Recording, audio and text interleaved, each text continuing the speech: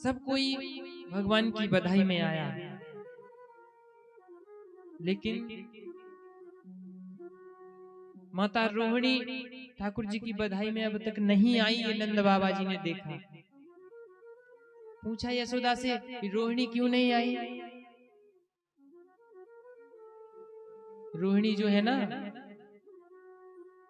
वसुदेव जी की पत्नी है, और वो इस समय जेल में है देवकी जी के साथ। किसी पत्नी का पति यदि संकट में है ना, तो उसे सांसारिक उत्सव में नहीं जाना चाहिए, न श्रृंगार करना चाहिए ज्यादा। यदि संकट में है, अच्छी जगह नहीं है, जेल इत्यादि में है।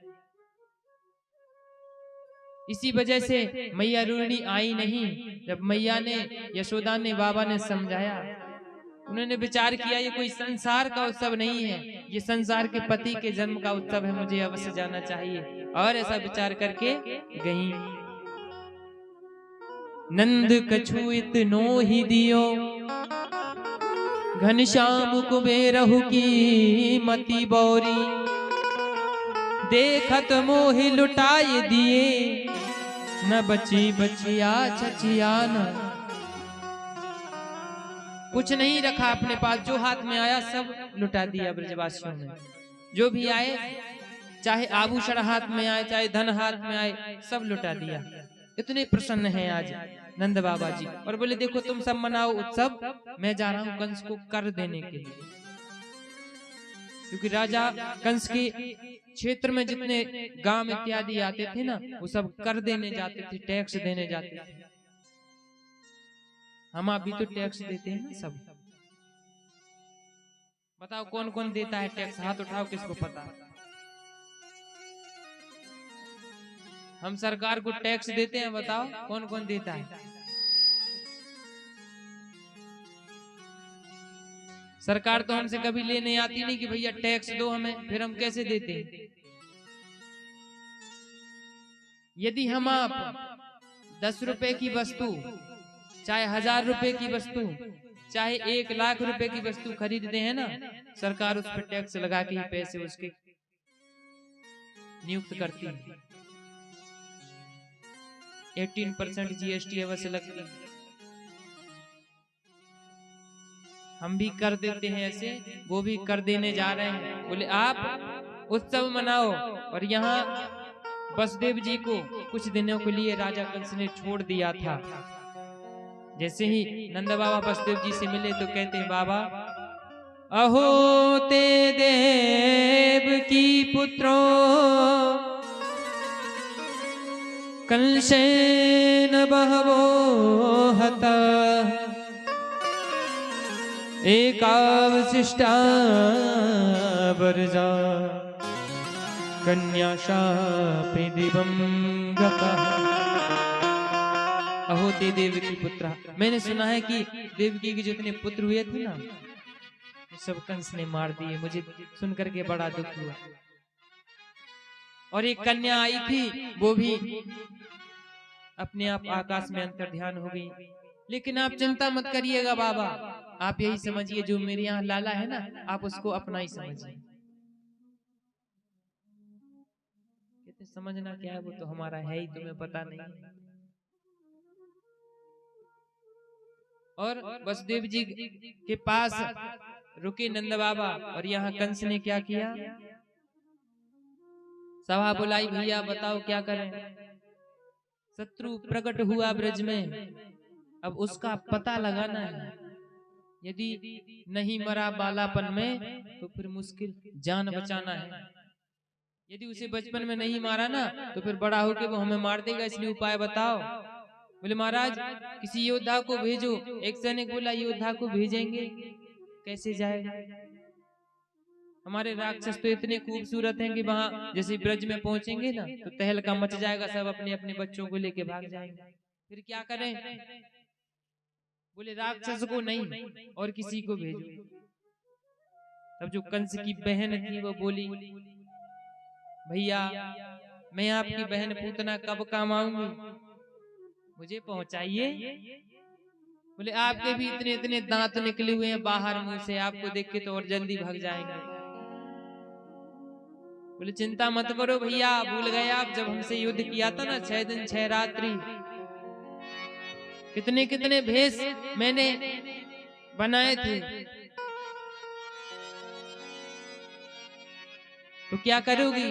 कहती है पूतना, पल में भेष मोहनी धारो, क्षण में भेष मोहनी धारो, क्षण में भेष मोहनी धारो, क्षणों में भेष मोहनी धारो, वशीकरण पढ़ता पर मारो, वशीकरण पढ़ता पर मारो।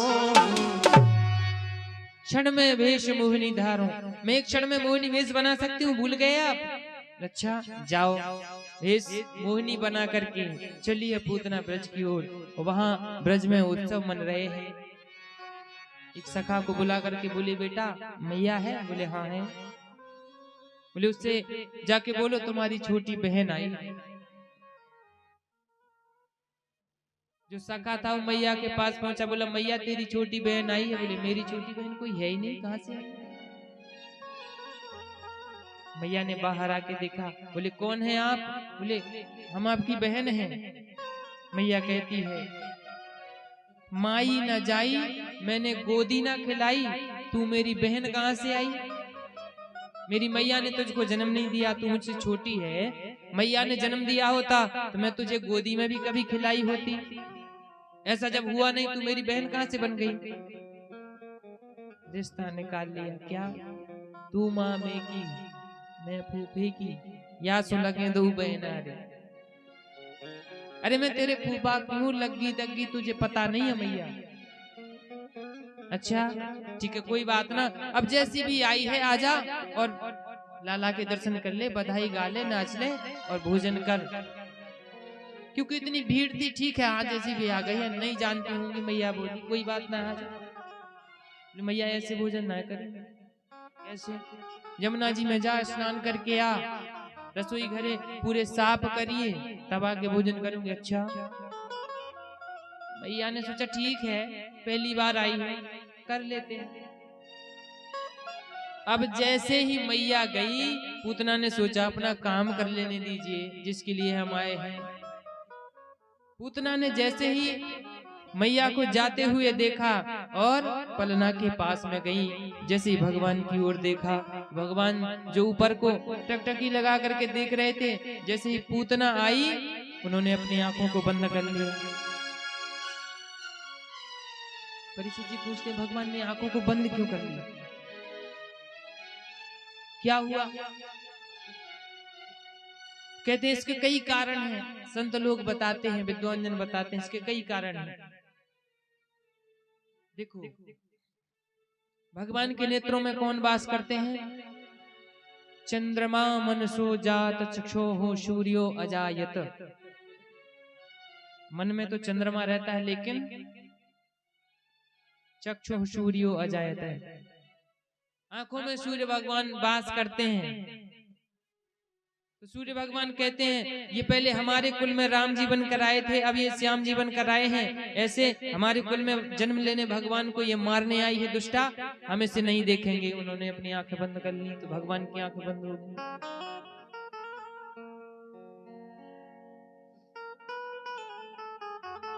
और दूसरा एक और सुंदर भाव है, भगवान सोचते हैं ये आई तो है मुझे मारने, लेकिन जब ये मुझे मारने का प्रयास करेगी ना तो अपना दूध मुझे पिलाएगी, और दूध केवल माँ ही पिला सकती है। तो सोचते हैं भगवान अब मुझे इसे कौन सी मुक्ति देनी चाहिए, कौन सी गति देनी चाहिए। कहते हैं हर बार जब हम जन्म लेकर के आते हैं तो कोई ना कोई स्त्री को हमें मारने पड़ता है। जब राम जी बनकर आए थे, चाची ताड़का आ गई थी लड़ने, अब यहाँ 6 दिन के हो पाए हैं, ये आ गए। अब क्या करें? तो भगवान ये सोचने लगे इसे कौन सी गति देनी है।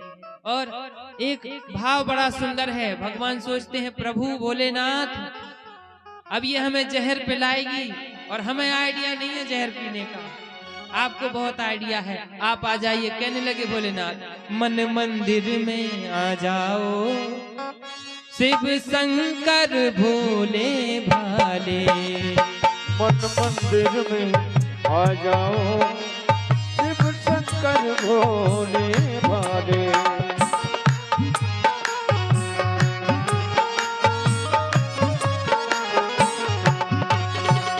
शिव शंकर भोले भाले, डमरू को बजाने वाले। शिव शंकर भोले भाले, डमरू को बजाने वाले। आकर के क्या करो, आकर के विष पी जाओ, आकर के विष पी जाओ, शिव शंकर भोले भाले।